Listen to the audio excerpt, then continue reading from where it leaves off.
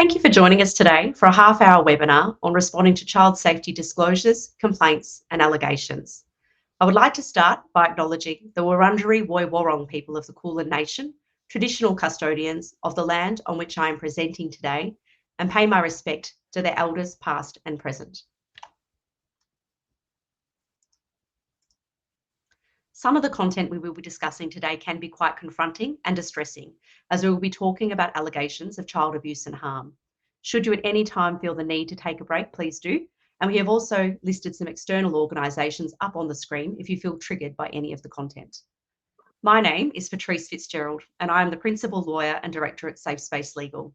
Safe Space Legal is the first law firm in Australia to practice exclusively in all aspects of child safety and safeguarding. I have practiced as a lawyer for about 18 years, primarily in safeguarding, child protection, institutional abuse and family violence. And I have witnessed firsthand the trauma that children and survivors have experienced when they have been abused and also been further harmed by the organisation's responses to their concerns. I am also joined by Brett Hogan, who is a Senior Associate at Safe Space Legal. Brett has more than 35 years experience working with children and young people and people with disabilities. In addition to his legal qualification, he holds a Bachelor of Social Welfare and qualifications in disability. I also introduce our practice manager, Ollie Corrigan, who is often the first point of contact when you want to get in touch with Safe Space Legal. At Safe Space Legal, we are often contacted when a critical incident has taken place. And for those who have been involved in a critical incident, whether it is in receiving a disclosure, needing to make a report, oversee an investigation or manage staff after an incident, we know how incredibly stressful this can be for all those involved. Today's half-hour webinar is suited to organisations who work with children and young people across a variety of sectors, and for those individuals who work with those organisations. We will be providing a high-level overview of what organisations need to consider prior to an allegation being made, legal reporting obligations, best practice when responding to a child who has made a disclosure, and the conduct of child safety investigations. Due to time limitations today, we will not have time to answer questions within the webinar, but we welcome you to put any questions you have in the chat or send us an email, and we will respond as soon as we can.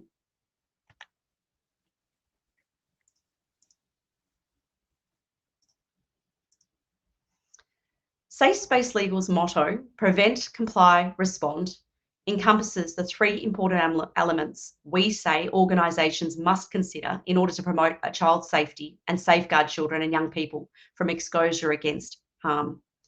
Children and young people are inherently vulnerable due to their age, development and power imbalances which exist within organisations.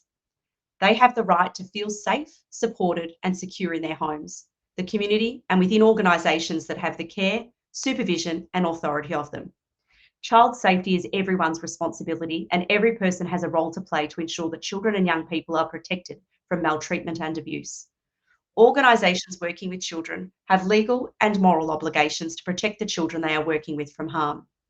Safeguarding is the process of an organisation taking steps to promote the well-being, safety and welfare of children and vulnerable people and protect them from the risk of harm, trauma and abuse. The first element of the Safe Space Legal safeguarding cycle is prevent. Organisations have multiple legal and moral obligations to prevent children and young people from being exposed to maltreatment. Organisations must take steps to prevent children from being exposed to harm before it occurs. The second element of the safeguarding cycle is comply. Organisations are required to have a thorough understanding of and comply with their legal obligations, which we will discuss in greater detail shortly. The final element of the safeguarding cycle is respond. And what we're looking at today is how organisations should exercise best practice in responding to child safety disclosures, complaints and allegations. Organisations have a responsibility to respond to allegations of abuse in a child-focused manner, utilising processes which are consistent, transparent and timely, and ensure investigations are trauma-informed and thorough. Organisations should have clear and accessible complaints handling processes in place which are child-focused and trauma-informed, clear reporting lines for complaints and incidents, which is followed consistently across the organisation, an understanding and processes of reportable conduct requirements if they are applicable, and ensuring that obligations under reportable conduct schemes are properly adhered to, making external reports and information sharing to other regulators, including the police, ensuring investigations are conducted by trained professionals with experience in trauma-informed interviewing and the legal requirements which accompany investigations, and conducting reviews following any critical incident to develop an understanding of any systemic issues which have led them to the harm and mitigate further risk. What I hope you gain from today's webinar is that in order for an institution to provide a best practice response to a disclosure of a complaint or an allegation, all elements of the safeguarding cycle must be met. The cycle is a continuum, and so an organisation and individuals working within the organisation should ensure that they are considering all elements of the cycle, and then after any critical incident, they should go back to considering further preventative steps. Many organisations and individuals that I speak to, find that the obligations placed on them are quite onerous, and I couldn't agree more, but there's a really good reason for this. We are well aware of the abhorrent history of institutional abuse in Australia, which has led to many independent inquiries, including the Royal Commission into institutional responses to child sexual abuse. The Commission's final report was issued on the 15th of December 2017, and the purpose of the Royal Commission was to inquire about how organisations responded to allegations of child sexual abuse following the repeated failings of institutions within Australia. The Royal Commission ultimately took 42,041 phone calls, reviewed 25,964 emails and letters, held 8,013 private sessions and 57 public hearings, and referred 2,575 matters to police. Although the Royal Commission was focused on child sexual abuse, the Royal Commission found that 48.5% of the survivors also experienced other forms of abuse and maltreatment. The Royal Commission stated in its final report, "It is now apparent that across many decades, many of society's institutions failed our children."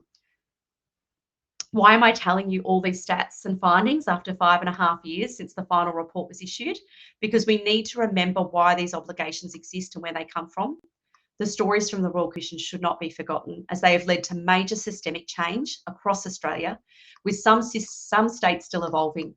And this is vital in reducing the risk of harm to children and young people.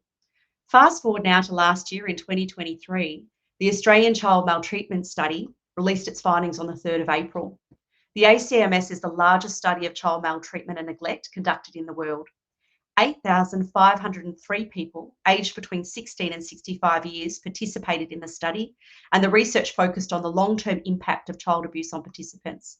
The ACMS states that the findings are deeply sobering. Child maltreatment is widespread in Australia and associated with early and persistent harm.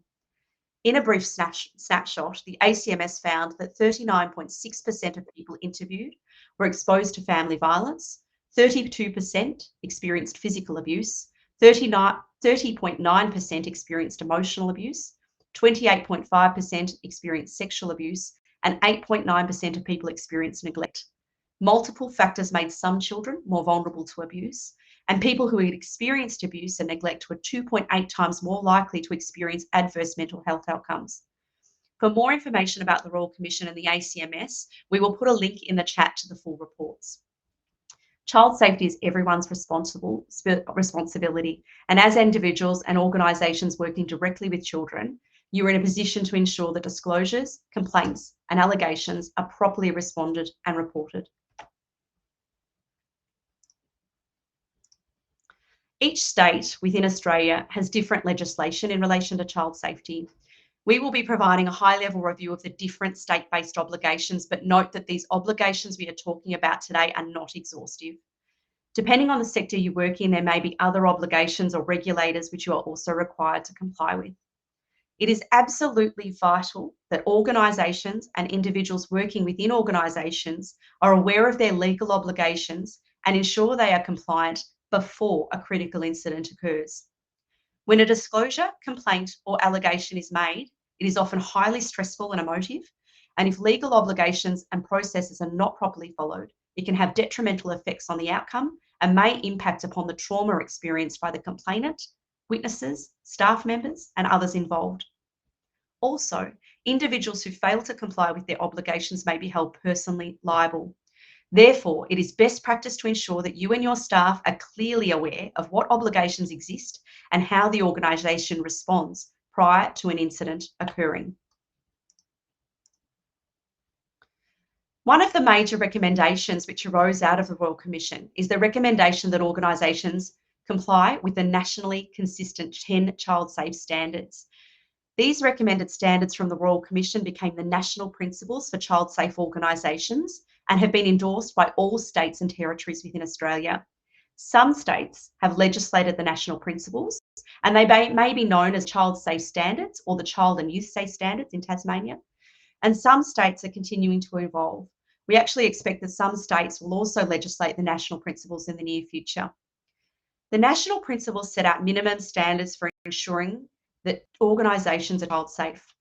National Principle 6, which is Child Safe Standard 6 and Child Safe Standard 7 in Victoria, states that an organisation must ensure that processes to respond to complaints must be child-focused, and institutions should have a clear, accessible and child-focused complaint handling policy and procedures that set out how the institution should respond to complaints of abuse and harm. Another major recommendation arising out of the Royal Commission is the implementation of a reportable conduct scheme. In Australia, 4 states and 1 territory have implemented the reportable conduct scheme, which is overseen by a state-based independent regulator. Each of the reportable conduct schemes are similar in nature, however, they do differ slightly in relation to the terminology and obligations on the head of the organisation. A head of an organisation under a reportable conduct scheme is ultimately required to comply with the scheme and must ensure they have systems in place to prevent child abuse and to respond to allegations of abuse.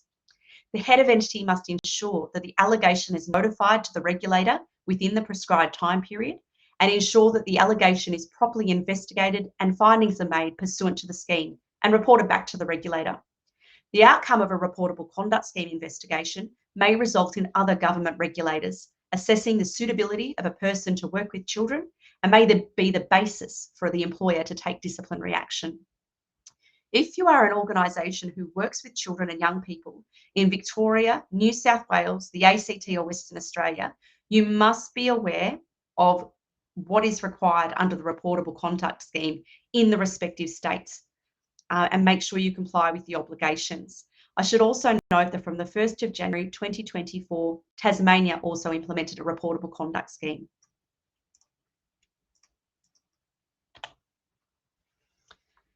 There are also many other obligations which exist when a disclosure, complaint or allegation is made or when a child is risk at harm. We do not have time to dive deeply into each of the state-based obligations, but we have provided a snapshot up on the screen. Please be aware, as I said before, that if you're a national organisation, you may have differing obligations in different states. This is not an exhaustive list of obligations and depending on the sector that you work in. We have already covered off on the reportable conduct scheme and national principles. Other obligations which may exist in your state are mandatory reporting obligations. As you'll see from the snapshot, mandatory reporting exists in all states, but those who are required to report state to state may differ. There are also other types of criminal offences for failing to disclose, respond or protect a child who is at risk of abuse. Once again, these criminal offences differ across each state. However, they make individuals responsible for failing to report or protect children who are at risk of abuse. I strongly urge all organisations and individuals working with children to be aware of their legal obligations before a concern is raised. Staff must also be aware of any organisational child safety policies, procedures and codes of conduct which are in place to ensure that what of their obligations when responding to concerns from an organisational perspective. What we know from the Royal Commission and anecdotally from all the work we have done at Safe Space Legal is that organisations who have had to manage critical incidents, it's the way in which the critical incident is managed, where the process is properly followed, it's trauma-informed and child-focused, it can have a profound effect on the alleged victim and others associated with the incident. When an organisation prioritises child safety and complaints are taken seriously and responded to promptly and thoroughly, a culture of child safety is embedded within the organisation, and the organisation's reputation is less likely to be damaged. I have provided a background into why and what obligations exist when a disclosure, complaint or allegation is made. And I'm now going to pass over to my colleague, Brett, who will talk more about the practical side of when a critical incident occurs. Thank you, Brett.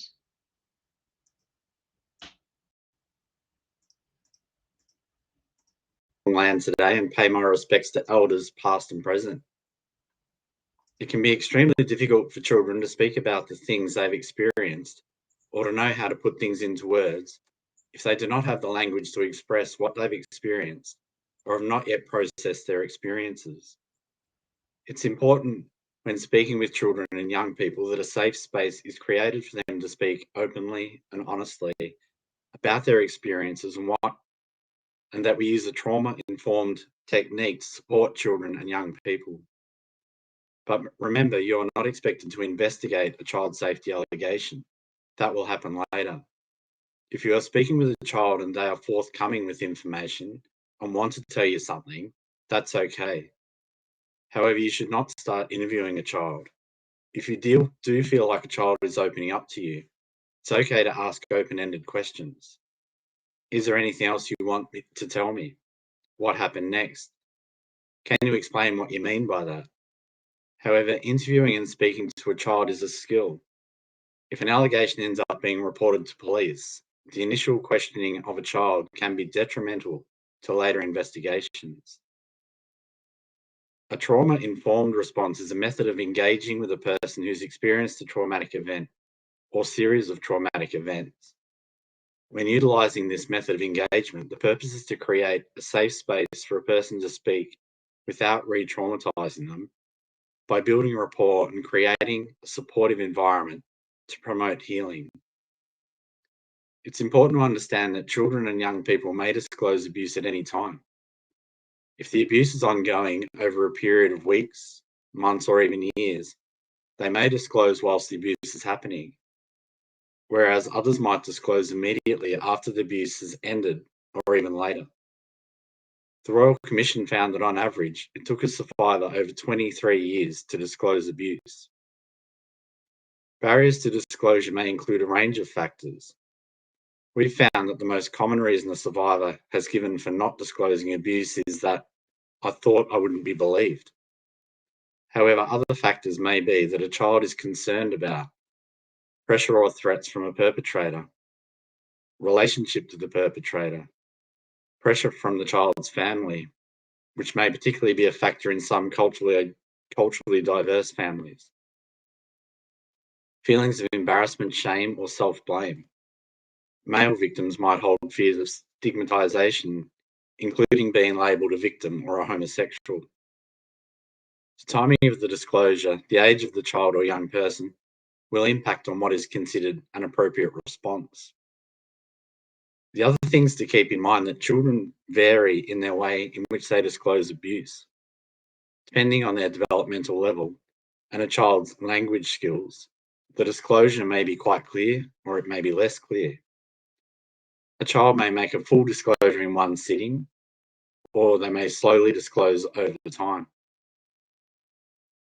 So in speaking with children, we should create a space where they feel comfortable speaking or arrange to meet with them where they feel safe and with someone they trust, such as a parent or a teacher, if appropriate. Create a casual and comfortable environment by building rapport. Allow the child to tell their story in their own words and with minimal interruptions. Show that you are listening and respecting their story. Only ask the child open-ended questions so they can create a narrative. Asking closed questions can be leading and can also shut down a conversation because it elicits yes/no responses. Be mindful of non-verbal cues such as facial expressions and body language. Validate that what they've went through must have been difficult. Thank them for taking the time to speak openly about something that is difficult. Reassure a child that they have safe people they can speak to if they want to talk more about the incident later on. Ensure that once a child makes a disclosure, you can comply with your legal obligations to report, and also your organisation's policies with respect to reporting. And ensure you keep thorough records of the disclosure, reports, actions, and any decisions taken. We've gone through a high-level review of the legal obligations which exist across Australia. Now we're going to talk about what steps need to be taken when a disclosure, complaint, or allegation is made, and you as an individual or acting on behalf of an organisation are required to take action. Step 1. If the incident is an emergency, you must call 000. Step 2. Ensure that the child or the survivor is safe and take steps to remove any physical risks and provide them with support so that they feel safe and know that action will be taken to keep them safe. Step 3. Preserve any evidence which exists in relation to the concern. This may be physical evidence such as clothes, phones, or other types of physical evidence, or it may be documentary evidence such as incident reports, notes of meetings, records of disclosures, photographs, just to name a few. Remember that this evidence may be required to be handed to other authorities, such as the police or child protection. So ensure that you follow any instructions given by the agency in relation to the evidence. Step 4. Ensure you're aware of your legal obligations to report. As we previously stated, depending on what state you live in will depend on what reporting obligations exist. Make sure you keep thorough records of all reports or decisions made about allegations. Step 5. If a reportable conduct scheme exists in your state and the allegation is reportable, ensure you follow through your reporting procedures in relation to the reportable conduct scheme. Depending on your role in the organisation, this may differ. The head of entity is required to comply with the scheme, but as an individual, you must follow your processes to ensure that the head of entity or other role is aware of the concern so that the reportable conduct scheme can be complied with. Step 6. Be aware of your obligations under the organisation's child safety policies and procedures in addition to your legal obligations. Generally, all staff will be required to comply with a suite of child safety policies and procedures. If in doubt, ask a manager for support in accessing these documents. Read them and make sure you understand them before an incident occurs. Step 7. Once you have fulfilled all your legal reporting obligations and police or other regulator has provided clearance to commence the investigation, you can then appoint an investigator and commence the investigation. Whether a reportable conduct scheme exists in your state or territory or not, your organisation may be required to conduct a child safety investigation, depending on the allegation. Historically, organisations would often conduct investigations internally, and we now know from the Royal Commission how problematic this can be, especially depending on the seriousness and complexity of the allegation. The Royal Commission recommended that wherever possible, investigations be conducted by an external independent investigator with the skill and expertise that's required by legislation under a reportable conduct scheme, which exists in each state. When considering whether to appoint an external independent investigator or conduct the investigation internally, we suggest you think about some of the following considerations. Can the organisation identify anyone within the organisation to conduct the investigation? There may be a conflict of interest. The investigation might not be completed in a reasonable time frame internally, or the investigation is complex and beyond the skills, capabilities, or experience of an internal employee. If the reputation of the organisation is at risk, consider the appointment of an external investigator so that those involved in the investigation feel that the investigation will be conducted independently and properly.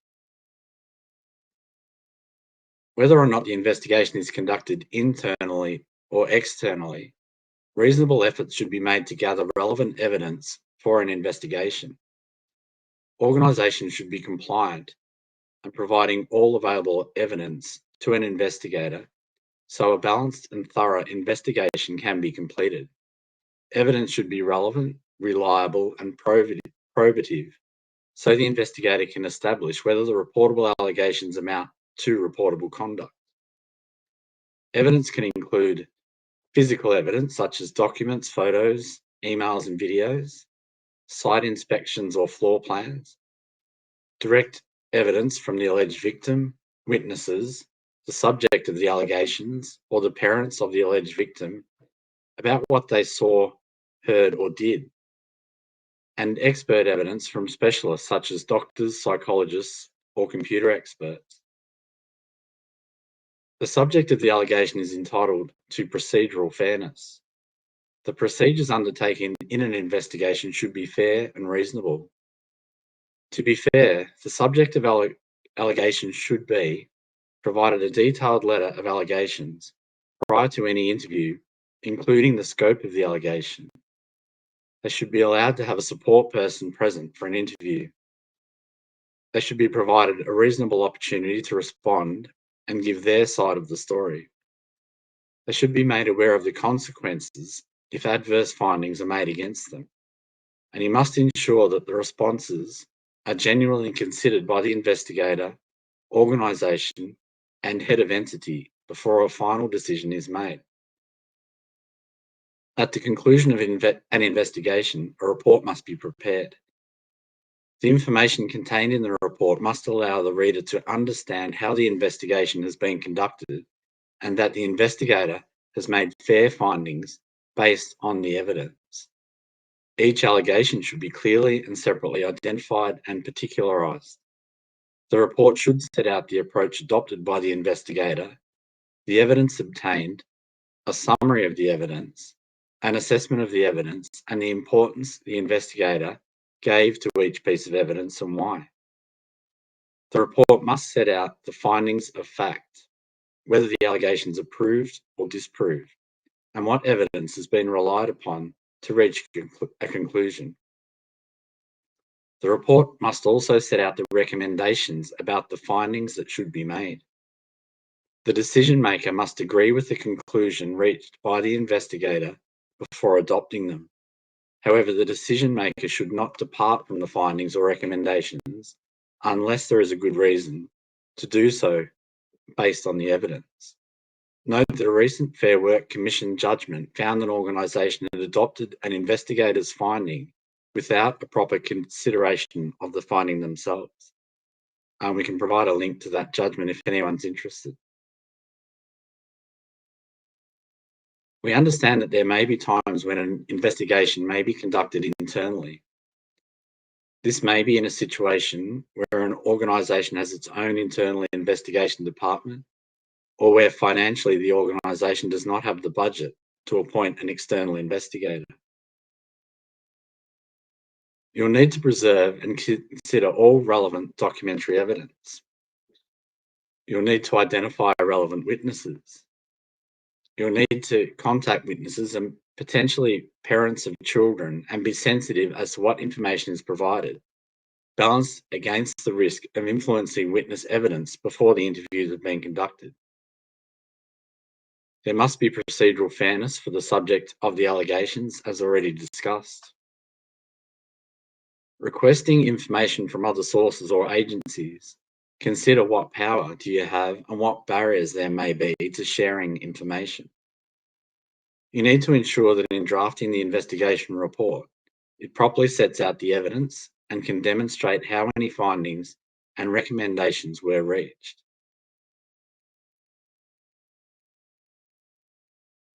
When considering historical allegations, as mentioned, on average it takes 23.7 years for a survivor to report. Therefore, these can be challenging to investigate. You'll also need to consider whether historical allegation is reportable under a reportable conduct scheme, if one exists in your state. Considerations for future litigation. At any time after an investigation is concluded, a victim may litigate in the civil jurisdiction or report the matter to police for a criminal investigation to occur. There is no statutory limitation period on allegations of sexual abuse, and there is a current freeze on document retention in relation to child wellbeing records. Organisations should be aware of their legal obligations when documenting reportable allegations and ensure they maintain proper records. An investigator should also document all information and evidence and clearly record their processes and methods. It is important to ensure that all original documents and evidence collected throughout the investigation are stored securely and in its original condition, and in the event that any future litigation arises. Organisations should also be aware of who has access to the investigation report and records, as it may be that at a later date, police determine to investigate and charge, and it is important that any information obtained in a reportable conduct scheme investigation has not been released. Root cause analysis and review of policies. Once an investigation is finalised, it's essential that organisations then consider any systemic concerns so that the risk of the child affected or other children is mitigated. Consideration may need to be given to what risk factors can be identified by virtue of the allegation or concern raised. How can the organisation take steps to mitigate that risk? Should policies or procedures be amended or implemented to mitigate the risk in the future? And back to you, Patrice.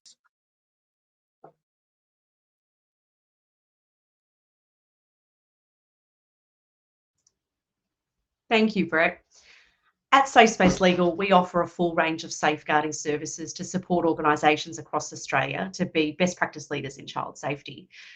Our services encompass all three elements of the safeguarding cycle, and we work closely with our organisations to tailor our services, including child safety investigation, training, audits and gap analysis, advice, drafting policies and procedures, and conducting root cause analyses of critical incidents. We hope you have enjoyed the session today, and I hope it's provided a snapshot into what is required from a legal perspective and from a practice perspective when a disclosure, complaint or allegation is made. We welcome you to contact us if you have any further questions. Unfortunately, we did have some technical problems today, but we welcome you to contact us if you'd like any of those links that we suggested, or if you'd like to get in touch for any support. Thank you for your time.